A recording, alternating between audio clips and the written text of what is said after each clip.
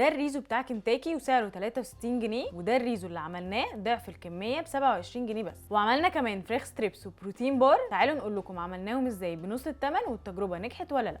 اول وصفه معانا هي الريزو بتاع كنتاكي. الكميه بتاعتنا دي 650 جرام، يعني اكتر من ضعف الكميه من كنتاكي اللي هي 300 جرام بس. بدانا بالصوص المميز اللي هيدخل في كل المكونات الباقيه، وعباره عن ربع كوبايه كاتشب مع معلقه صغيره من الحاجات اللي جايه دي كلها، عسل نحل وعسل اسود وصويا صوص وخل، ونص معلقه صغيره ملح وزيها فلفل اسود. الصوص ده تبلنا بيه الفراخ، خدنا منه 3 معالق صغيرين لصدر فرخه حوالي 100 جرام متقطعه شرايح زي الستريبس. قلبنا الفراخ فيه وبعدين دخلناها التلاجة شويه لحد ما نعمل الرز. شوحنا بصله صغيره مقطعه مكعبات، وبعدين اول ما دبلت حطينا عليها كوبايه رز ومعلقه صغيره كركم، اديناهم تقليبه كده، وبعدين ضفنا باقي المكونات وهي نص مكعب مرقه فراخ ومعلقتين من الصوص اللي عملناه قبل كده، وعليهم معلقتين صغيرين سكر، وقلبنا مره تانية، وبعدين حطينا كوبايه ميه وهدينا النار خالص وسيبنا الرز يستوي. نخرج بقى الفراخ من التلاجة عشان نعمل لها التغليف. استخدمنا نص كوبايه دقيق وتبلناها بشويه ملح وفلفل اسود وبابريكا. غطينا بيه قطع الفراخ كويس، وبعدين نزلنا بيها في الميه الساقعه، ورجعنا تاني غطيناها بالدقيق وبعدين في الميه وبعدين الدقيق مره تانية، وده كله عشان نتاكد ان الكراست تبقى متماسكه وتقرمش بعد ما تتحمر. وزي ما انتم شايفين كده خدت لون ذهبي وطبقه مقرمشه بعد ما حمرناها في الزيت السخن. اخر خطوه بقى نعمل طبق الريزو. حطينا الرز وعليه قطع الفراخ المتقطعه مكعبات صغيره وباقي كميه الصوص اللي عملناه في الاول. ولما دقنا اللي عملناه كان نفس طعم الريزو اللي عارفينه بالظبط، واحلى كمان، لان كل مكون كان ليه طعم واضح وغني لوحده. وده عكس طبق كنتاكي طعمه كان اضعف بكتير، لان الرز والفراخ ما كانش ليهم طعم والبطل هو الصوص.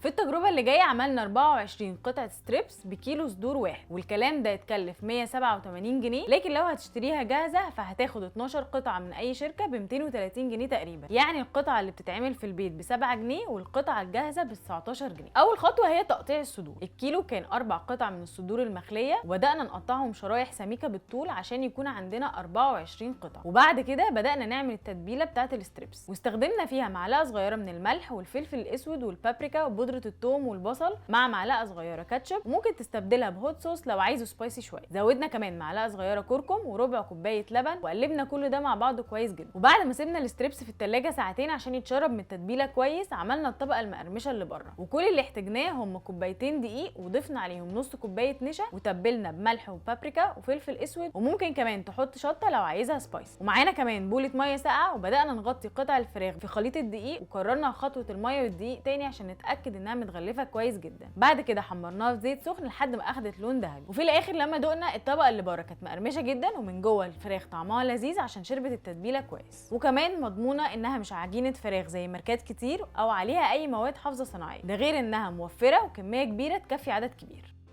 عملنا بعد كده بروتين بار، والقطعه اللي انتوا شايفينها دي وزنها 77 جرام وتكلفتها 14 جنيه، لكن الجاهزه دي 40 جرام بس لكن ب 19 جنيه. فيلا نقول لكم عملناها ازاي. بدانا بكوبايتين ونص شوفان، وضفنا عليهم موزتين مهروسين، والمكون اللي بعد كده نص كوبايه واي بروتين بطعم الشوكولاته، ولقينا اقل كميه من امتنان 150 جرام، لكن كمان تقدر تستبدلها بلبن بودره خالي الدسم مع كاكاو خام. المهم حطينا عليهم كمان معلقتين كبار زبده فول سوداني، معلقه كبيره عسل نحل، ومعلقه صغيره قرفه، وبياض 3 بيضات، اخر مكون هو 4 معالق لبن خالي الدسم. قلبنا كل المكونات دي مع بعضها، وبعدين ضفنا معلقه كبيره كاكاو خام عشان حسينا ان الكاكاو في الواي بروتين كان قليل. وبعد كده في صينيه عليها ورقه زبده وزعنا الخليط كويس، وبعدين دخلناه الفرن على درجه حراره 160 لمده 20 دقيقه. سيبناها تبرد خالص قبل ما نقسمها لقطع اصغر، والصينيه دي عملت لنا 10 قطع. بالنسبه للطعم فكان فريش وطري واحلى بكتير من اللي اشتريناها من بره، خاصه ان سكرها كان اكتر بكتير من بتاعتنا، يعني تكلفه اقل وصحيه ومشبعه اكتر بكتير.